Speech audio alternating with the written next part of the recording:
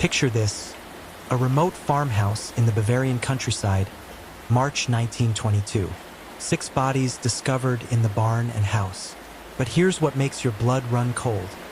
Someone had been living in that house with the corpses for days, eating their food, feeding their cattle, sleeping in their beds. Tonight, we're traveling to a small hamlet called Hinterkaifeck, 70 kilometers north of Munich, Germany, to uncover one of the most disturbing unsolved mysteries in criminal history. A case so bizarre, so methodically violent, that even a century later, investigators still have no definitive answers. So settle in, let the rain carry you through this story, and if you're new here, please subscribe and turn on notifications. You won't want to miss what happens next, because what occurred at Hinterkaifeck farmhouse didn't just haunt the people who discovered it. It haunts us still. Let me take you back to 1922.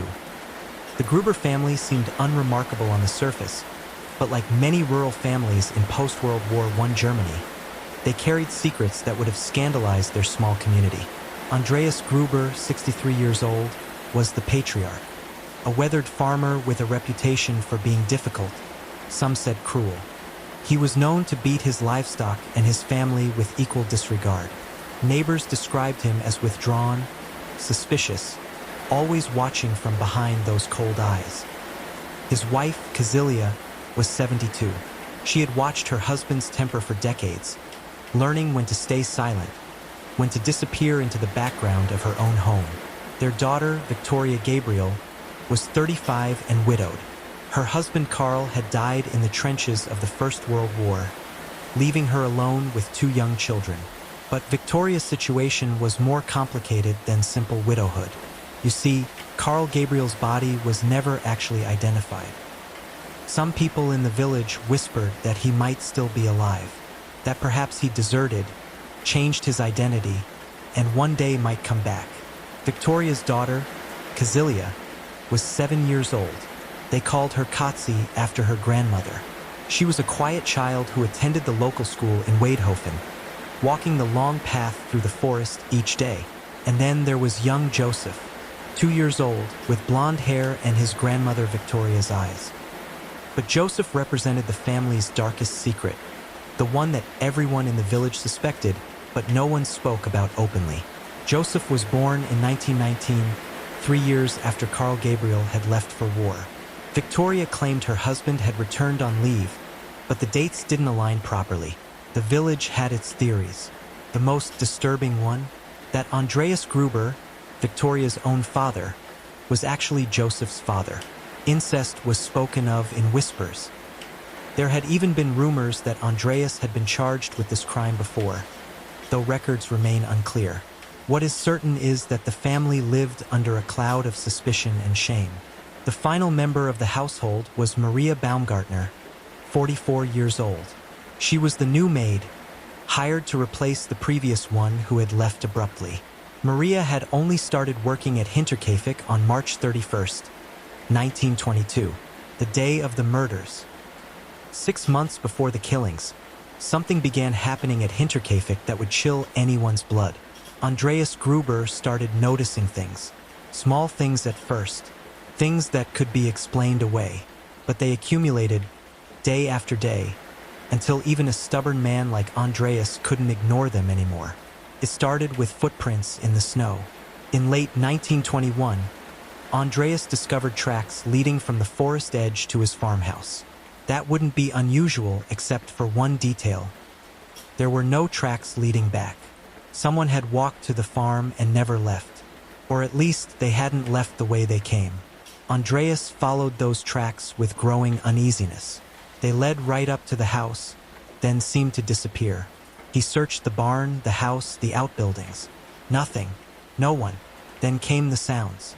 The family began hearing footsteps in the attic above their bedrooms at night. Slow, deliberate pacing. Back and forth. Back and forth. When Andreas climbed up to investigate, he found nothing out of place.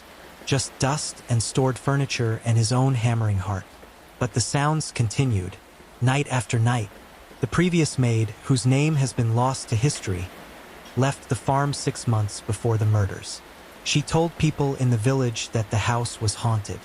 that she heard voices when no one was there, that she felt watched constantly.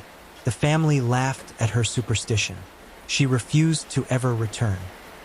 A few days before the murders, Andreas made a discovery that should have sent the family fleeing into the night. He found a newspaper in his house. Not unusual, you might think, except the Grubers didn't subscribe to any newspapers. This newspaper was from Munich. Someone had been in their house. Someone had been reading. Someone was still there. Andreas told his neighbors about these strange events. He mentioned it to lorry driver Albert Hoffner during a chance meeting. He discussed it with other farmers. But he didn't report it to the police. Perhaps he was too proud. Perhaps he feared what authorities might discover about his family if they started asking questions. On March 31st, the day Maria Baumgartner arrived to begin her position as maid, Andreas told his neighbor Michael Pohl about something else he'd found. The lock on the toolshed had been broken. Someone had forced their way in. Michael asked Andreas if he'd reported these incidents to the police. Andreas said no. That was the last conversation Michael Pohl would ever have with his neighbor. Maria Baumgartner needed the work. At 44, with limited options in post-war Germany, the position at Hinterkaifeck must have seemed like a blessing. The pay was decent, room and board included, just housework and cooking for a family of 5. She arrived on Friday, March 31st, in the early afternoon. We can imagine her walking up that long path from the road, her belongings in a small case, perhaps looking at the farmhouse and barn thinking about the life she'd build here. Did the family tell her about the strange occurrences? About the footprints and the newspaper and the sounds in the attic? We'll never know. What we do know is that Maria had dinner with the family that evening. They ate together in the kitchen, made small talk. Maria probably asked about her duties, about the children, about the routine of the household. It was an unremarkable evening, or so it seemed. Young Katzi was sent to bed around 8 o'clock. She had school the next morning. Joseph, being only 2, was already asleep in his cot. The adults stayed up a bit longer, perhaps discussing the week's work, the spring planting that needed to be done. What they didn't know was that someone was watching, waiting, because somewhere between the hours of 9 and midnight on March 31st, 1922, that someone made their move. The killer moved with terrible patience and precision. Andreas Gruber was likely the first. He would have gone out to the barn after dinner, as he did every night, to check on the livestock one final time before bed. It was routine, unremarkable, the kind of thing you do without thinking. The barn was dark except for his lantern. The cattle shifted in their stalls. And then, from the shadows, the killer struck. The murder weapon was a mattock, a farming tool similar to a pickaxe, with a broad blade on one side and a pick on the other. The killer swung it with devastating force, striking Andreas on the side of the head. The old farmer would have dropped instantly, blood pooling on the straw-covered floor. But the killer wasn't finished. They struck again, and again, and again. The injuries found during the autopsy would reveal the savage nature of the attack. Andreas Gruber's skull was shattered in multiple places. This wasn't just murder. This was rage. The killer then waited, probably listening, making sure no one had heard. Kazilia, the 72-year-old grandmother, must have wondered what was taking her husband so long. Perhaps she put on a shawl and walked out to the barn to check on him. It was cold that night. She would have seen the lantern light still burning. The killer struck her down the moment she entered. Same weapon, same brutal efficiency. Kazilia died there in the barn next to her husband, her blood mixing with his on the floor. 2 down, 4 to go. Now came Victoria and young Katzi, mother and daughter. They may have heard something, a cry, a sound that didn't belong. Or perhaps Victoria simply went looking for her parents when they didn't return. The evidence suggests they made it to the barn, that they saw what had happened, that in those final moments Victoria knew they were all going to die. The killer showed no mercy. Victoria was struck repeatedly with the mattock. The autopsy would later reveal that she put up a fight. She had defensive wounds on her hands where she tried to protect herself and her daughter. But she was no match for the killer's strength and fury. 7-year-old Katsi watched her mother die. The forensic evidence tells us something that makes this case even more heartbreaking. The little girl survived the initial attack. She was struck in the head, yes, but not killed instantly. Investigators found evidence that she had pulled out tufts of her own hair in her death throes. She suffered. For how long, we don't know. Minutes, maybe hours. The killer left them all there in the barn. For bodies, blood everywhere. And then they walked back to the house. Maria Baumgartner and 2-year-old Joseph were still inside. Maria may have been in her room, perhaps preparing for bed after her first day of work. She might have heard the front door open, thought it was the family returning. The killer found her in her room. She didn't stand a chance. The mattock came down, and Maria Baumgartner's first day at Hinterkaifeck became her last day on Earth. Little Joseph was sleeping. The killer crept into his room and struck the toddler in his cot. One blow. The baby who might have been the product of unspeakable family sins died without waking. 6 people, all dead. And then came the part that transforms this from a brutal murder into something far more disturbing. The killer stayed. While 6 corpses lay cooling in the barn and house, the killer did something almost incomprehensible. They stayed at Hinterkaifeck and went about the business of living. The neighbors noticed smoke rising from the farmhouse chimney in the days following the murders. They saw lights in the windows at night. They assumed the Gruber family was going about their normal routine. Why wouldn't they? But it wasn't the Grubers. It was their killer.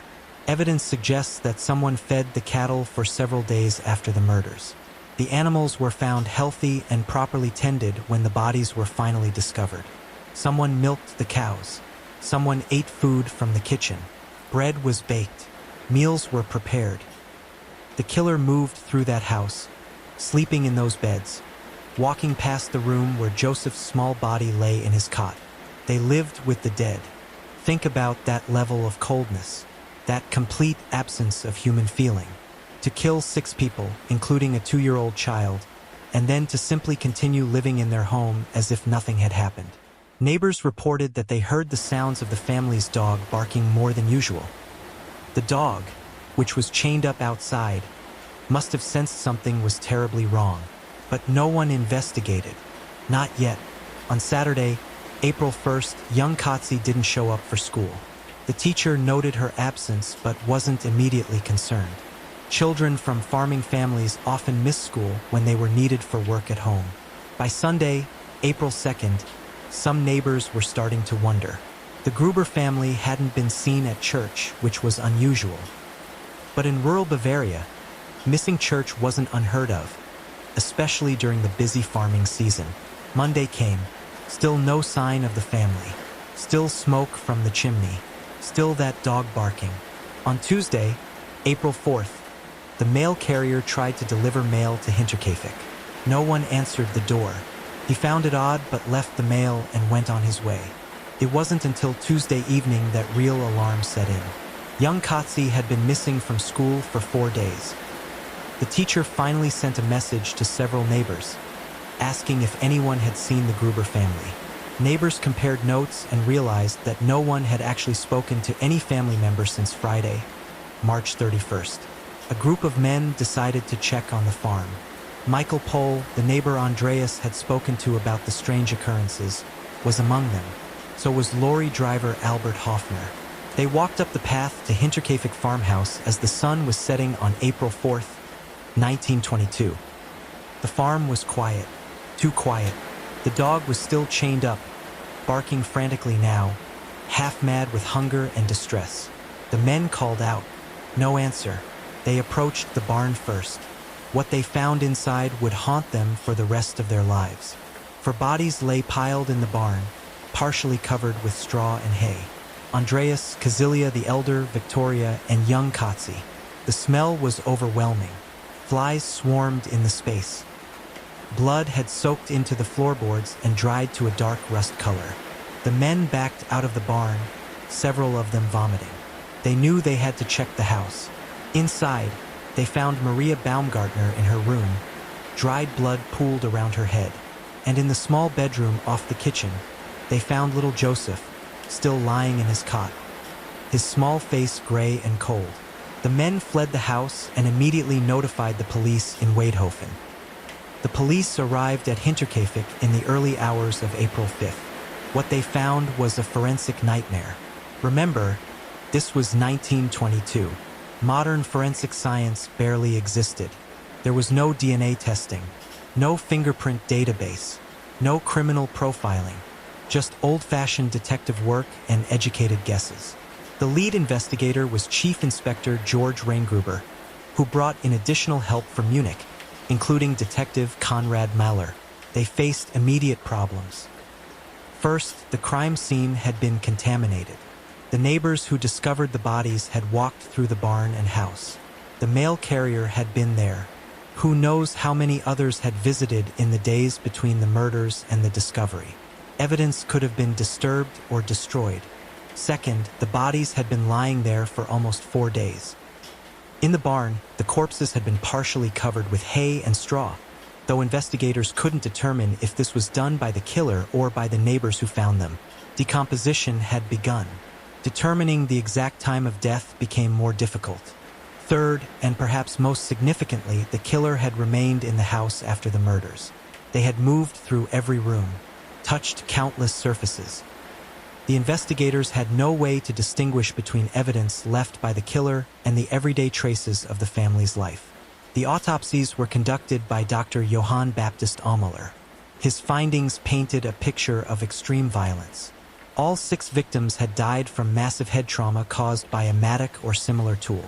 The wounds were catastrophic. Skulls fractured, brains damaged beyond repair. The killer had struck each victim multiple times, far more than necessary to kill them. Young Katzi's autopsy revealed the heartbreaking detail about her pulling out her own hair. She had also bitten her tongue severely. The medical examiner determined she had survived for several hours after the attack, lying in the barn, slowly dying. The murder weapon was never found. Investigators searched the farm thoroughly, but the mattock was gone. The killer had taken it with them when they finally left. But investigators did find some interesting evidence that began to paint a picture of the killer's time at the farm after the murders. The killer had been methodical about certain things and strangely careless about others. In the kitchen, investigators found evidence that food had been prepared and eaten after the murders. Fresh bread had been baked. The table showed signs of recent meals. Coffee had been brewed. Upstairs in the main bedroom, the bed had been slept in. The sheets were disturbed in a way that suggested someone had spent at least one night there, possibly more. The cattle had been fed and watered. This required knowledge of farming and animal husbandry. It suggested someone familiar with rural life. The killer had gone through the family's belongings. Drawers had been opened, papers examined, but nothing of significant value appeared to be missing. This wasn't a robbery gone wrong. The small amount of money kept in the house was still there. Investigators found one particularly chilling piece of evidence in the attic. The space above the house where the family had heard footsteps in the weeks before the murders. There were signs that someone had indeed been living up there. A small nest of sorts had been made with old blankets, food crumbs, a makeshift bed.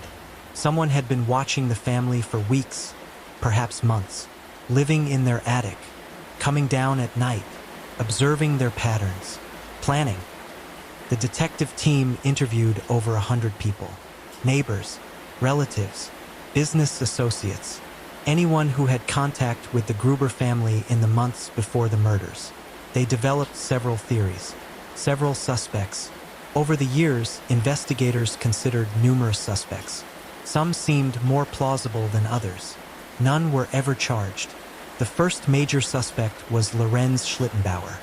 He was a neighbor and reportedly the father of young Joseph, the 2-year-old boy.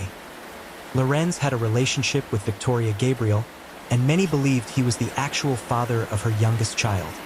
Not her father Andreas, as some suspected. Lorenz was one of the men who discovered the bodies. Some thought his behavior that day was suspicious.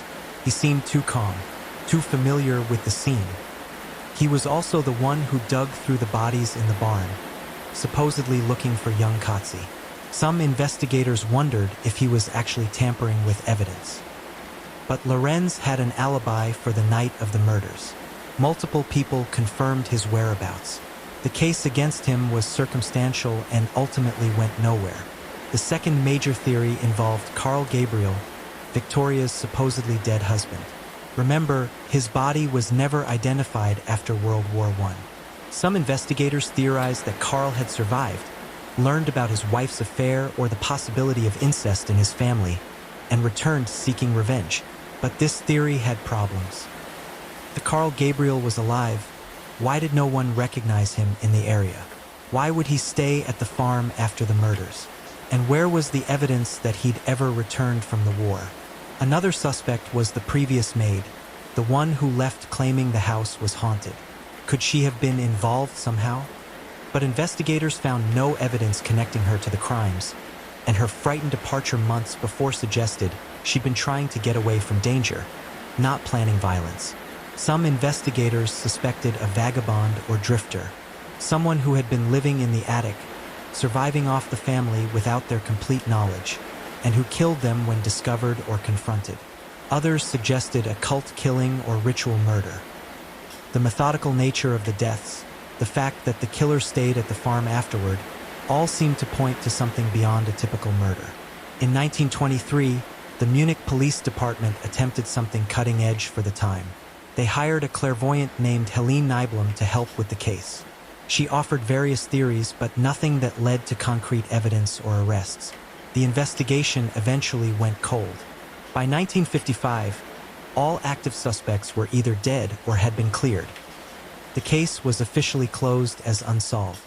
In 1923, less than a year after the murders, the farmhouse at Hinterkaifeck was demolished.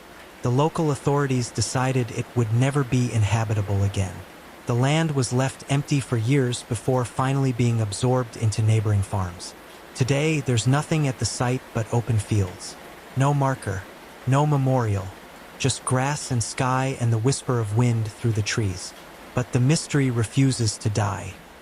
In 2007, students from the Fürstenfeldbruck Police Academy in Germany reopened the case as a training exercise. They built a full-scale model of the farmhouse and barn. They re-examined all existing evidence with modern forensic techniques. They developed new theories based on contemporary criminal psychology. They concluded that the killer was likely someone known to the family, someone familiar with the farm's layout, someone who had a deep personal motive. But even with modern investigative techniques, they couldn't identify who that person was. The Hinterkaifeck murders remain one of Germany's most famous unsolved cases. 6 people dead. A killer who lived with their victims' corpses. Secrets and suspicions that died with the murdered family. Who killed the Grubers? Why did they stay at the farm? What secrets did that family carry to their graves? We may never know. The rain continues to fall tonight, just as it fell on that farmhouse in Bavaria over a century ago. And somewhere in the darkness, the truth about Hinterkaifeck remains buried, waiting.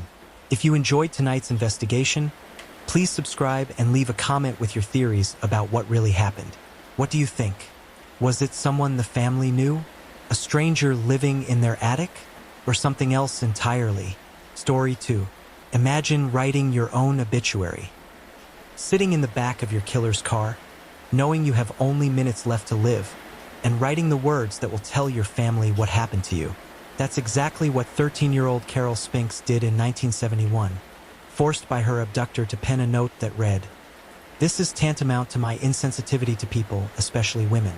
I will admit the others when you catch me if you can." Tonight, we're traveling to Washington, D.C. during one of the most turbulent periods in American history. Between 1971 and 1972, 6 young black girls disappeared from the streets of the nation's capital. Their bodies were found days or weeks later, discarded along freeways like garbage. The killer called himself the Freeway Phantom, and despite a massive investigation, despite confessions and suspects and theories, he was never caught. So settle in, let the rain carry you through the story, and if you're new here, please subscribe and turn on notifications because this case will shake you to your core. 6 families still waiting for justice. 6 girls who deserved so much better. Let me take you back to 1971, to a city divided, to a killer who moved like a ghost through the nation's capital. To understand the Freeway Phantom case, you need to understand Washington, D.C. in the early 1970s. This wasn't the gentrified, tourist-friendly capital you might visit today. This was a city in crisis.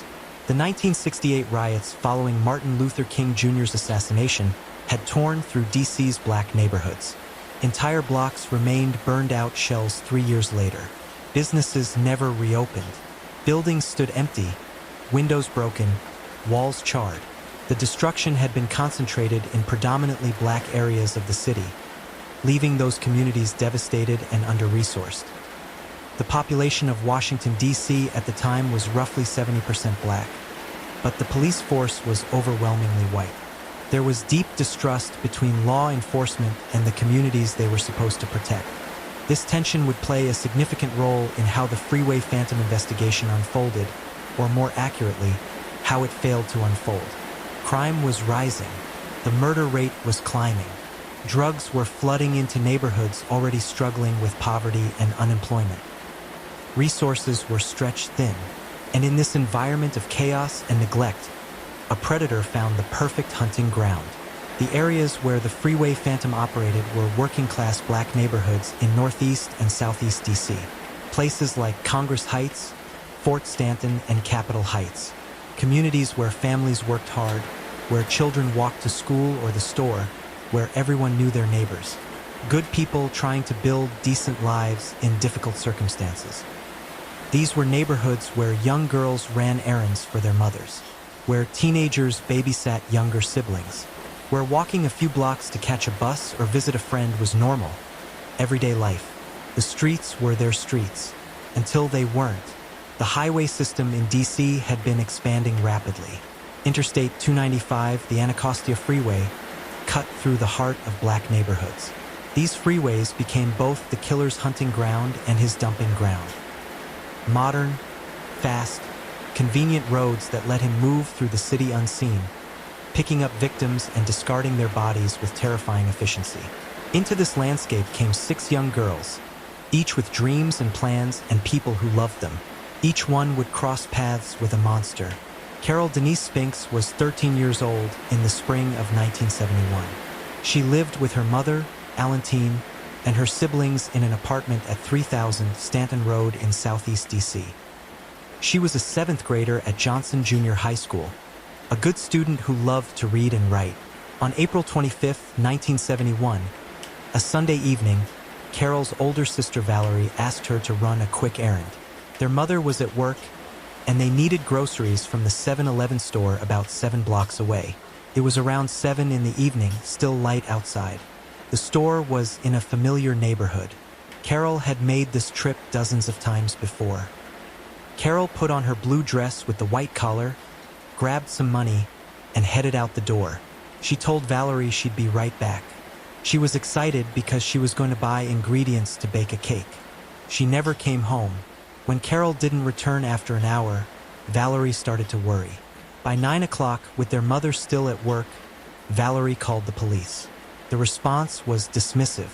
The officer suggested Carol had probably run away, that she'd turn up, that they should wait. But Alantine Spinks knew her daughter. Carol wouldn't run away. Carol was responsible, reliable, the kind of girl who did her homework and helped with her younger siblings. Something was wrong. The family spent a frantic night making phone calls, checking with friends and relatives, walking the route to the 7-Eleven and back. No one had seen Carol. She had simply vanished. 6 days later, on May 1st, 1971, a highway worker was cleaning up trash along Interstate 295, near the Maryland border. He found something that made him drop his trash bag and run for help. Carol Spinks' body lay in the grass just off the freeway, about 15 feet from the road. She was fully clothed in the same blue dress she'd been wearing when she left home, but her shoes were missing. Her body had been carefully placed, not dumped. Her hands were folded across her chest. Someone had arranged her with what almost seemed like care. The autopsy revealed the horror of Carol's final hours. She had been sexually assaulted. She had been strangled. But the medical examiner determined she had been alive for most of the 6 days she was missing. The killer had kept her somewhere, done unspeakable things to her. And then, when he was finished, he had killed her and placed her body where it would be found. But there was something else. Something that would become the Freeway Phantom's signature. Carol's body showed evidence that she had been washed after death. Her clothes had been cleaned. The killer had taken time to remove physical evidence, to bathe her corpse, to make her presentable before leaving her by the roadside. The investigation began in earnest, but it was already hampered by that 6-day delay. Where had Carol been held? Had anyone seen her during those days? The crime scene yielded few clues. This was 1971, remember. No DNA testing, limited forensic capabilities, just good old-fashioned detective work. Detectives interviewed everyone in Carol's neighborhood. They checked with the 7-Eleven. No one remembered seeing her that evening. She had disappeared between her apartment and that store, snatched off a familiar street in broad daylight. The case might have remained an isolated tragedy. One more murdered black child in a city full of violence. But the Freeway Phantom was just getting started. 2 months after Carol Spink's body was found, 16-year-old Darlenia Denise Johnson left her home in Northeast D.C. It was July 8, 1971. A Thursday afternoon around 4:30, Darlenia lived with her family on Hayes Street. She was going to visit her boyfriend, who lived nearby. She told her mother she'd be home in time for dinner. Darlenia was responsible. A good student at Cardozo High School, someone her family trusted. She walked out the door in her summer clothes, looking forward to a simple afternoon visit. She never arrived at her boyfriend's house. Her family reported her missing that same evening. The police response was better this time, perhaps because of Carol Spink's recent murder. But there was still an undercurrent of the same assumptions. Maybe she ran away with the boyfriend. Maybe she'd come back on her own. 11 days later, on July 19th, another highway worker found another body. This time on Interstate 295 near the Suitland Parkway. The location was different from where Carol had been found, but eerily similar. Just off the freeway, visible but not immediately obvious. Placed, not dumped. Darlenia Johnson had been strangled. She had been sexually assaulted. And like Carol Spink's, her body showed signs of being washed after death. Her clothes were clean. Her body had been arranged carefully. The autopsy revealed something chilling. Darlenia had also been kept alive for days after her abduction. The medical examiner estimated she had died within 24 hours of her body being discovered. That meant she had been held captive for 10 days. 10 days of horror we can barely imagine. Now the police had to face an uncomfortable truth. This wasn't random. This wasn't two separate killers. Someone was hunting young black girls in D.C., and he was following a pattern. The cases were officially linked. The task force was formed. But even as detectives worked to find connections between Carol and Darlenia, even as they interviewed hundreds of people and followed every lead, the Freeway Phantom was already hunting his next victim. 10-year-old Brenda Faye Crockett was the youngest victim.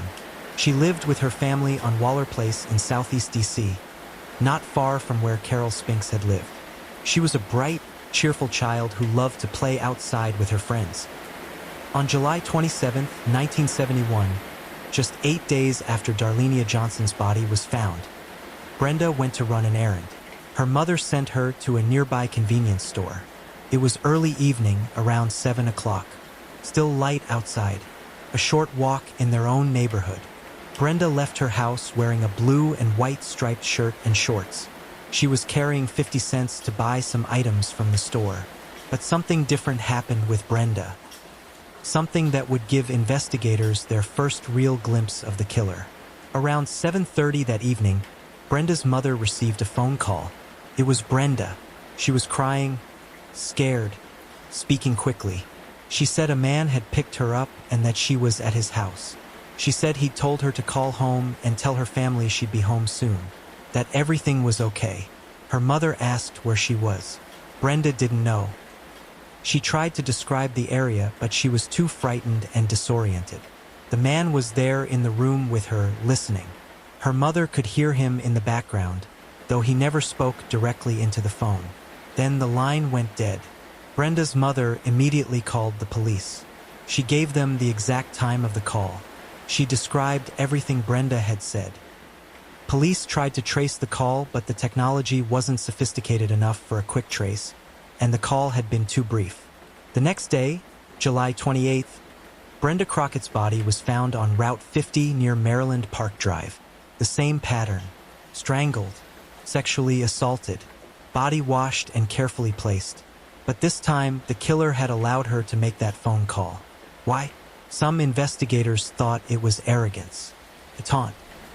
Others believed it might have been a moment of hesitation, perhaps the killer considering letting her go. Still others thought he enjoyed the terror, the power of letting the family know he had their daughter while they remained helpless to stop him. The phone call told investigators several things. The killer had a location where he felt safe keeping his victims, a house or apartment where he could hold them without fear of discovery. He was calm enough to let Brenda use the phone. He was confident he wouldn't be caught. The FBI was now involved. This was clearly a serial killer, and the pattern was accelerating. 3 victims in 3 months, all young black girls, all from similar neighborhoods, all found near freeways. But even with federal resources, even with a dedicated task force, even with extensive media coverage in the black community, the freeway phantom remained a ghost. 12-year-old Neno Moshe Yates, who went by Neno, lived with her family on Eaton Road in Northeast D.C. She was an outgoing child, friendly and well-liked in her neighborhood. She attended Kelly Miller Jr. High School. On October 1st, 1971, Neno was walking home from her grandmother's house. It was early evening, around 6 o'clock. She was on Benning Road, a busy commercial street with shops and bus stops and plenty of people around. She was less than a mile from home. Witnesses would later tell police they saw Neno talking to a man in a car, a dark-colored vehicle. The man appeared to be asking for directions. Neno, being a friendly and helpful child, approached the car, and then she was gone. Her family reported her missing that evening. By now, the community was terrified. Everyone knew about the freeway phantom. Parents were keeping their daughters inside, walking them to and from school. The fear was palpable. 3 days later, on October 4th, Neno's body was found near the intersection of Pennsylvania Avenue and Chilham Road. The same pattern again: strangled, sexually assaulted, body washed and arranged. But there was something new this time, something that would give investigators hope and frustration in equal measure. Neno had been carrying a notebook in her pocket. In that notebook, in handwriting that wasn't hers, was a note, a message from the killer himself. The note was chilling in its coldness and its arrogance. It read, "This is tantamount to my insensitivity to people, especially women. I will admit the others when you catch me if you can." The freeway phantom had a voice now, and what he was saying was clear. He knew about the other victims. He was admitting to their murders, and he was confident he would never be caught. Handwriting experts analyzed the note extensively. The writing was neat, controlled, almost formal in its structure. The use of the word tantamount suggested education. This wasn't a simple, violent criminal. This was someone intelligent, articulate, organized. But who had actually written the note? Some investigators believed the killer himself had written it. Others thought he might have forced Neno to write it, dictating the words to her as Carol Spinks might have done. The handwriting analysis was inconclusive. What was clear was that the freeway phantom was escalating. He was no longer content with simply killing. He wanted recognition. He wanted the police and the public to know how clever he was, how untouchable. 18-year-old Brenda Denise Woodard was different from the other victims in one significant way. She was older. Until now, the phantom had targeted girls between 10 and 16. Brenda was a young woman, a student at Ballou High School, mature and street smart. On November 15, 1971, Brenda left her home on Alabama Avenue in Southeast D.C. She was going to visit her boyfriend. It was early evening. She was dressed nicely, looking forward to her visit. Her family expected her home later that evening. She never arrived at her boyfriend's house. Once again, a young woman vanished from the streets of DC without a trace. Her body was found the very next day, November 16th, less than 24 hours after her disappearance. This was the shortest interval between abduction and discovery. The location was now familiar. Route 295, near the area where other bodies had been found. But something was different about Brenda Woodard's murder. Something that suggested the killer might be feeling pressured, might be changing his pattern. Brenda hadn't been held for days like the others. She had been killed quickly, within hours of her abduction. The assault was there, the strangulation was there, but the timeline was compressed. Had something spooked the killer? Had he been nearly caught? There was also more physical evidence this time. Brenda had defensive wounds.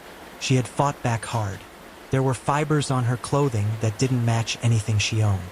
There were traces of materials that suggested where she might have been held. The task force had their most promising leads yet. They worked with forensic experts from the FBI.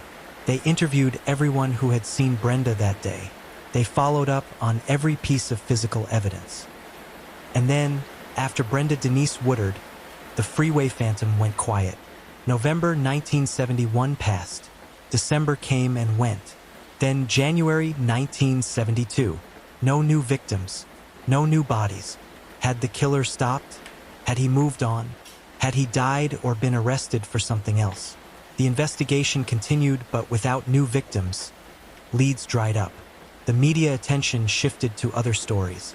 Life in DC went on. Families remained vigilant, but the acute terror began to fade into chronic fear. And then, in September 1972, 10 months after Brenda Woodard's death, the phantom returned. 17-year-old Diane Denise Williams was the final victim. She lived on Savannah Street in Southeast DC. She was a senior at Ballou High School, an honor student planning to go to college. She had her whole life ahead of her. On September 5, 1972, Diane went to visit her boyfriend. It was evening. She was supposed to catch the bus home around 8:30. Several people saw her at the bus stop on South Dakota Avenue. She was alone, waiting patiently, just another teenager heading home after visiting friends. A witness later reported seeing her talking to someone in a green car. The car pulled up, the driver spoke to Diane, and she approached the vehicle. Whether she got in willingly or was forced remains unclear, but she disappeared from that bus stop. Her body was found the next day, September 6th, on the northbound side of Interstate 295. The same pattern one final time.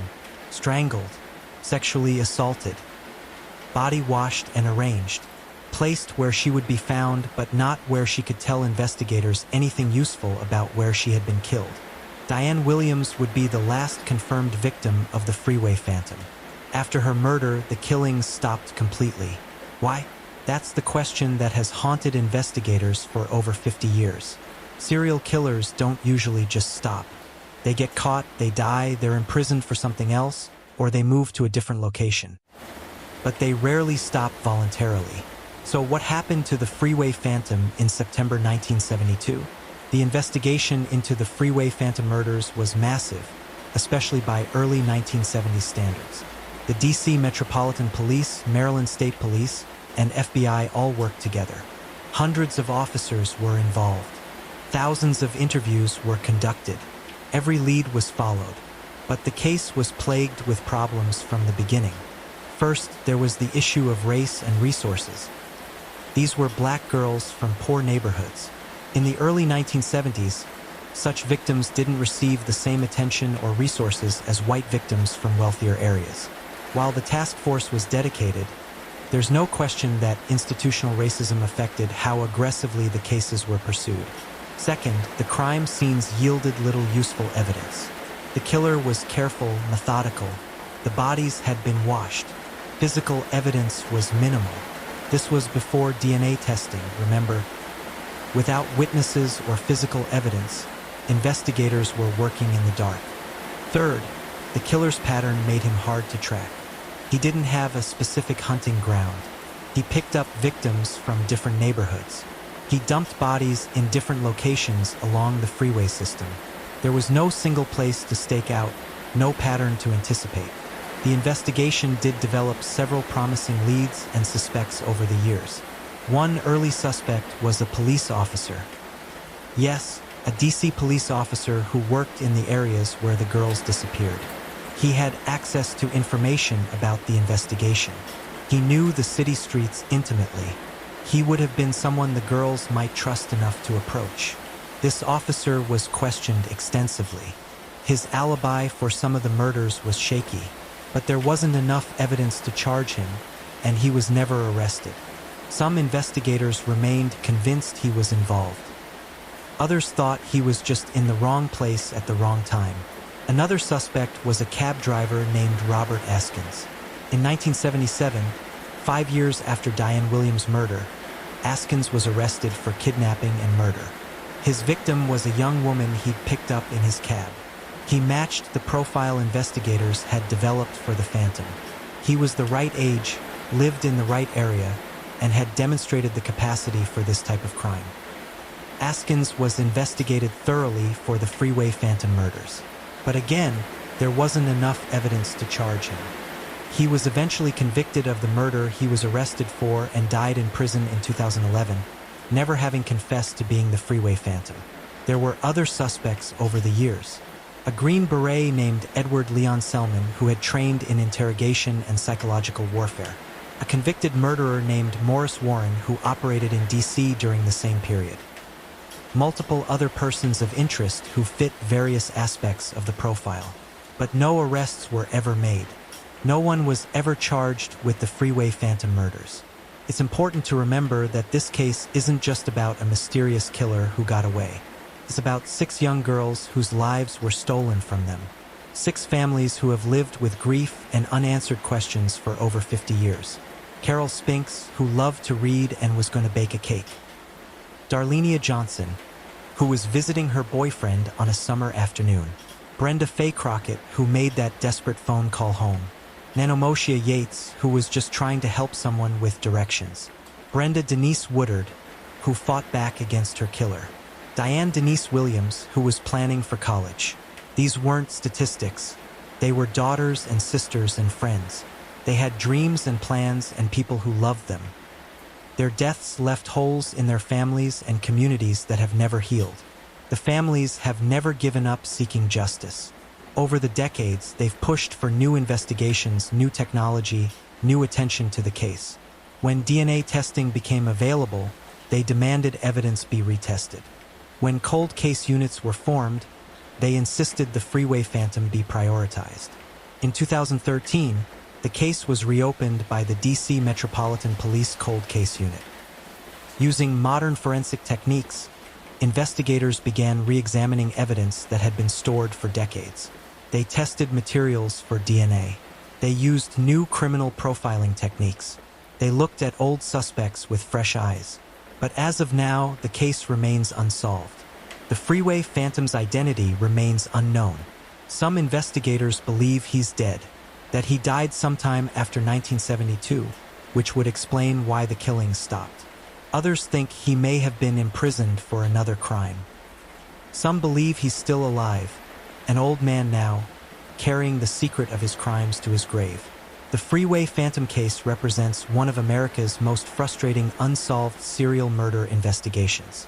6 confirmed victims, possibly more that were never linked. A killer who operated with terrifying efficiency and then vanished. The case raises difficult questions about race and justice in America. Would these murders have received more attention, more resources, more urgency if the victims had been white girls from wealthy neighborhoods? The honest answer is probably yes. That's a hard truth, but an important one. It raises questions about how we value certain lives over others, about how institutional racism affects not just policing but investigation, media coverage, public concern, about who gets justice and who gets forgotten. The families of the Freeway Phantom's victims haven't forgotten. They've spent decades fighting to keep these cases alive, to ensure their daughters are remembered, to demand justice even when it seems impossible. And somewhere, possibly, the killer remembers too. If he's still alive, he's an old man now, in his 70s or 80s. Does he think about those 6 girls? Does he feel remorse? Or does he feel pride at having gotten away with it for over 50 years? The evidence from the case still exists. DNA technology continues to advance. There's always hope that some breakthrough might finally solve the mystery, that the freeway phantom might finally be unmasked, that 6 families might finally get answers. If you have any information about the freeway phantom case, the DC Metropolitan Police ask that you contact their cold case unit. Even decades later, even the smallest detail might be the key that finally breaks this case open. If you found tonight's investigation compelling, please subscribe and leave a comment with your thoughts on this case.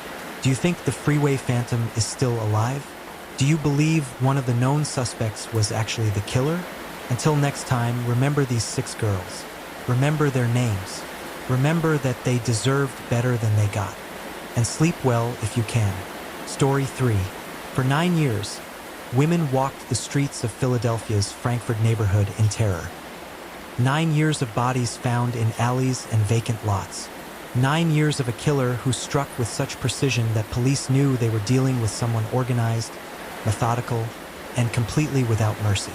And when they finally arrested a suspect, when Leonard Christopher was convicted and sent to prison, the killings should have stopped. But they didn't. Tonight, we're traveling to the Frankford section of Philadelphia, Pennsylvania, between 1985 and 1990. A working-class neighborhood where 8 women were brutally murdered, their bodies bearing the distinctive marks of a serial killer the media called the Frankford Slasher. A killer who may have continued his work even after police thought they'd caught him. So settle in, let the rain carry you through this story, and if you're new here, please subscribe and turn on notifications, because this case will challenge everything you think you know about solved crimes and justice served. 8 women are dead. A man spent years in prison, and the truth might be far more complicated than anyone wanted to admit. Let me take you back to 1985, to the streets of Frankford, to a killer who hunted in the shadows. Frankford is one of Philadelphia's oldest neighborhoods, located in the northeastern section of the city. In the mid-1980s, it was a place of contrast. Working-class families who'd lived there for generations mixed with newer immigrants. Small businesses lined Frankford Avenue, the main commercial corridor. Churches anchored street corners. People knew their neighbors, felt like a real community. But Frankford, like many urban neighborhoods in the 1980s, was also struggling. The crack epidemic was beginning to take hold. Poverty was increasing. Prostitution existed along certain streets, particularly near the Frankford elevated train line that ran through the heart of the neighborhood. And with these struggles came increased crime. The Market Frankford line, the elevated train that gave the neighborhood easy access to Center City, Philadelphia, became both a lifeline and a danger zone. Women working as prostitutes would meet clients near the stations. Drug dealers operated in the shadows beneath the L. And at night, the areas under the elevated tracks were dark, isolated, perfect places for violence to occur unseen. This was the landscape where the Frankford Slasher hunted. A neighborhood with enough activity that a man could blend in, but enough darkness that he could do his terrible work without being observed. The women who became his victims were vulnerable. Most were involved in prostitution, trying to survive in whatever way they could. Some struggled with addiction. Some were simply poor, living on society's margins. They were the kind of victims that too often don't receive the attention they deserve, the kind of cases that can go unsolved because society doesn't value their lives enough. But these women mattered. They were daughters and mothers and sisters. They had names and stories and people who loved them, and they deserved justice. The killer who took their lives understood their vulnerability. He chose them deliberately. He knew they worked the streets late at night. He knew they would get into cars with strangers. He knew they wouldn't be immediately missed when they disappeared. And for 9 years, he used that knowledge to kill again and again. The first confirmed victim of the Frankford Slasher was Helen Patton, though investigators would later wonder if there had been others before her, victims whose murders weren't recognized as part of the series. Helen was 28 years old in August 1985. She lived in the Frankford area and was known to work as a prostitute along Frankford Avenue. Life hadn't been easy for Helen. She struggled with addiction. She'd had run-ins with the law. But she was still someone's daughter, still a human being deserving of life. On August 15, 1985, Helen was last seen alive on Frankfurt Avenue near the L. Several people remembered seeing her that evening, walking along the street, probably looking for customers. It was a Thursday night, warm and humid, typical Philadelphia summer weather. The next morning, August 16th, Helen Patton's body was found in an alley behind a row of houses on Arrett Street. The location was close to the L, in an area that was poorly lit at night. A place where someone could work undetected. What had been done to Helen was brutal and specific. She had been stabbed multiple times, with particular focus on her lower body and genital area. The medical examiner noted that the wounds were methodical, not frenzied. This wasn't a crime of passion or rage. This was controlled violence. Helen had also been sexually assaulted. Her clothing had been arranged after death, positioned in a way that suggested the killer had taken time with her body. There was no evidence of robbery. Her purse was nearby, undisturbed. This wasn't about money. This was about something else entirely. The Philadelphia Police Department investigated Helen's murder, but without witnesses or physical evidence, the case quickly went cold. Helen Patton was a prostitute killed in a rough neighborhood. In the harsh reality of 1980s urban policing, her murder didn't receive the resources or attention it might have if she'd been a different type of victim. And so the Frankfurt slasher's first victim became just another unsolved homicide in a city full of them. But he wasn't finished. He was just getting started. The killer waited almost exactly 1 year before striking again. Whether he moved away, was in prison for something else, or simply exercised restraint, we don't know. But in August 1986, he returned to Frankfurt. Anna Carroll was 68 years old, which made her different from what would become the typical victim profile. She lived alone in the Frankfurt area. On August 12, 1986, Anna's body was found in her apartment on Arrett Street, the same street where Helen Patton had been found exactly 1 year earlier. Anna had been stabbed to death. The wounds were similar to Helen's, methodical and focused on specific areas of the body. She had been sexually assaulted. The attack had occurred in her own home, which suggested the killer had either forced his way in or Anna had known him and let him inside. The Philadelphia police noticed the similarities to Helen Patton's murder. Same area, same type of wounds, same post-mortem positioning of the body. But one victim had been a young prostitute killed outdoors, the other an elderly woman killed in her home. Were they connected? The evidence suggested yes, but the circumstances created doubt. Then, just days later on August 19, 1986, the pattern became clearer and more horrifying. Susan Alsop was 19 years old. She was a prostitute working Frankfurt Avenue, known to frequent the areas near the L stations. On the night of August 19th, several people saw her getting into a car with a man. No one got a good look at the driver. The car was described as dark-colored, possibly a sedan, nothing distinctive. Susan's body was found the next morning in a vacant lot off Frankfurt Avenue. She had been stabbed multiple times with the same methodical precision. Sexual assault. Body positioned post-mortem. The signature was clear now. These murders were connected. The Philadelphia police formed a task force. Detectives began reviewing unsolved murders in the area going back years, looking for similar patterns. The media started covering the story more extensively. The term Frankfurt slasher began appearing in newspapers. Women working the streets of Frankfurt were terrified. They knew they were the targets. Some left the area. Others tried to work in pairs. But poverty and addiction are powerful forces, and the streets still had workers, still had women trying to survive. The slasher's hunting ground remained active.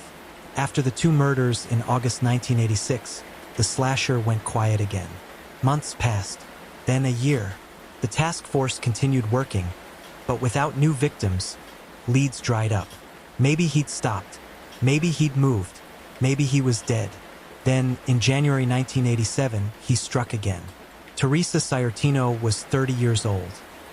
Like Susan Alsop and Helen Patton, She worked as a prostitute in the Frankfurt area. On January 19, 1987, Teresa was last seen on Frankfurt Avenue around midnight. She was talking to a man in a dark car, the same vague description that had emerged after Susan's murder. Teresa's body was found the next morning behind a pizza shop on Frankfurt Avenue. The location was bold, almost brazen.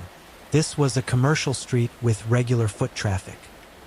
The killer had left her body somewhere it would be found quickly, somewhere he'd taken a risk. The wounds were the same, multiple stab wounds focused on specific areas.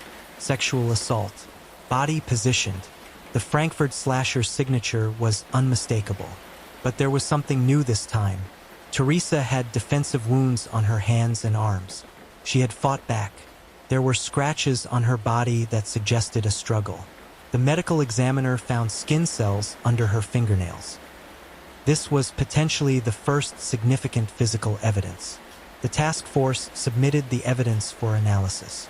In 1987, DNA testing was in its infancy, nowhere near as sophisticated as it would become. But they hoped that eventually, when they caught the killer, this evidence would help convict him. The attack on Teresa Ciartino also suggested something about the killer's psychology. He was confident enough to take risks, leaving a body on a commercial street, allowing his victim to fight back. This spoke to either increasing boldness or decreasing control. Serial killers often escalate over time, and the slasher appeared to be following that pattern. The neighborhood was on high alert now. Community groups organized patrols. Police increased their presence along Frankfurt Avenue. Women were warned to be cautious, though that advice rang hollow for those who had no choice but to continue working the streets. And still, the Frankfurt slasher remained unidentified. The longest gap in the Frankfurt slasher series came between Teresa Ciartino's murder in January 1987 and the next confirmed victim. More than 2 years passed. The case remained open, but the task force was scaled back. Resources shifted to other priorities. The media attention faded. Then, on October 3, 1989, the killer returned. Carol Dowd was 46 years old. She lived in the Frankfurt area and, like several of the previous victims, was involved in prostitution. On the evening of October 3rd, Carol was seen on Frankfurt Avenue near the L. She was talking to someone in a car, and then she was gone. Her body was found the next morning in an alley off Elm Street. That street name should sound familiar. It was where Helen Patton had been found in 1985, and where Anna Carroll had lived. The slasher was returning to familiar territory. Carroll had been murdered with the same methodical brutality. Multiple stab wounds, sexual assault, body position. After more than 2 years, the pattern hadn't changed. The killer's signature remained consistent. But what had he been doing for those 2 years? Serial killers rarely stop for extended periods unless something forces them to stop. Had he been in prison for another crime? Had he moved away and recently returned? Had he been killing elsewhere, with those murders not connected to the Frankfurt series? The Philadelphia police reopened the investigation with renewed urgency. The media coverage returned. The fear in Frankfurt intensified.